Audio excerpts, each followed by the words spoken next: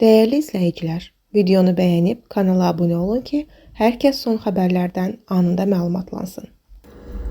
Xəbər verdiyimiz kimi, Bakı şəhəri Cəfər Cabbarlı adına Azərbaycan Film Kino Studiyasının ərazisində yanğınla müşahidə olunan partlayış baş vermişdi.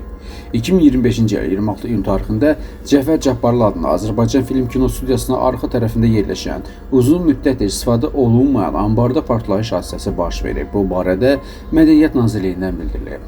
Hadisə yerinə Fövqəladə Hallar Nazirliyinin, hüquq mühafizə orqanlarının, Mədəniyyət Nazirliyinin əməkdaşları cəlb edilmişdi.